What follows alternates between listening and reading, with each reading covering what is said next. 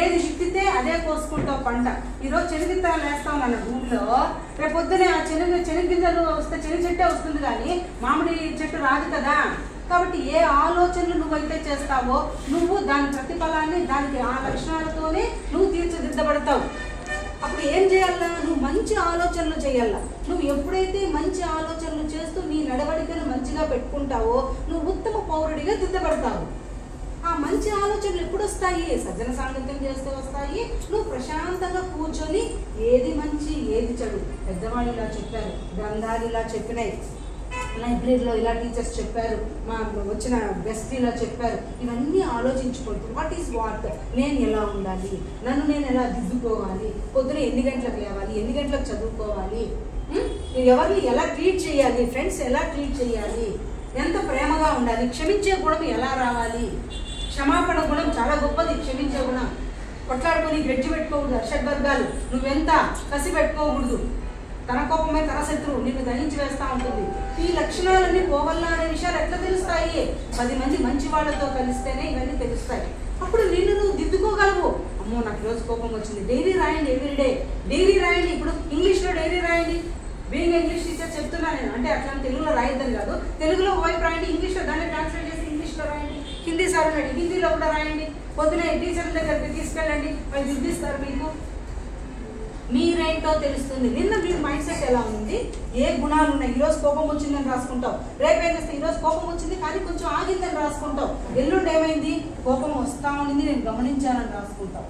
ఎప్పుడు ఇది అలవాటు అవుతుంది అంటే ఎప్పుడైతే నీలో నువ్వు 10 మందితో కలిసి మంచి లక్షణాలు అలవాటు చేసుకోవాలని అనుకుంటావో అప్పుడు మాత్రమే నిన్ను నువ్వు దిద్దుకోవాలని అనుకున్నప్పుడు మాత్రమే అమ్మ ఈ రోజు నాలో ఈ గుణం వస్తూ ఉంది, దీన్ని కంట్రోల్ చేసుకోవాలా, చేసుకుంటా ఉన్నా చేసుకునేసా అనే స్టేజెస్ వస్తాయి నాకు. అప్పుడే నువ్వు బాగా ఉత్తమ వ్యక్తిగా ఎదగలవు సమాజంలో. ఇది పేరెంట్స్ చెప్పాలి మనకి. యాక్చువల్లీ ఇళ్ళల్లో పేరెంట్స్ కానీ ఇట్లా ఆపన్మంచులో మన మదర్స్ కానీ ఇట్లా టీచర్స్ కానీ ఇట్లా అందరూ మనకు గైడెన్స్ ఇవ్వాలి. మేము టీచర్స్ ఇస్తూనే ఉంటాం స్కూళ్ళల్లో, ఇలా ఉండాలిరా, ఇలా చేయాలిరా, ఇలా వద్దు, ఇలా ఉండు, ఇలా ఉండు చెప్పడం. అసలు పాఠాల కంటే ఈ మోరల్ వాల్యూస్ ఎక్కువ చెప్పడమే అయిపోయింది స్కూళ్ళల్లో, క్లాసుల్లో. మాకు ఇంత చెప్తా ఉంటే కూడా, గుప్పిస్తూ ఉంటే కూడా, ఇందాక సార్ గారు చెప్పినట్టు మనకు ఆ మీడియా ఎఫెక్ట్ అనేది చాలా ప్రభావం చూపుతా ఉంది. చిన్న ఎగ్జాంపుల్ చెప్తా. అన్నిటికంటే విలువైంది ఏది నా మనిషికి చెప్పండి? అన్నిటికంటే విలువైంది ఏంటో చెప్పండి. చదువు, ఇంకా టైం,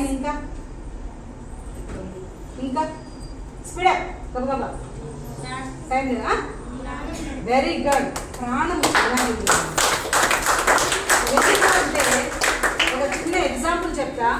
సమయాన్ని వీళ్ళందరూ చెప్పినట్టు సమయాన్ని సద్వినియోగం చేసుకోకుండా మిస్యూజ్ చేస్తా, ఇక్కడ మీరు సిస్టమేటిక్గానే ఉన్నట్టున్నారు, ఇంకా రకరకాల పిల్లలు, ఆడపిల్లలు ఉన్నారు, అబ్బాయిలు ఉన్నారు, వాళ్ళు కొంచెం మిస్యూజ్ అయ్యి రకరకాల అలిగేషన్స్ తోటి ఎంత చెప్పినా వినకుండా ఉండే 2-3 పిల్లలు ఎఫెక్ట్ అయ్యి ఒక పాప సూసైడ్ చేస్తుంది.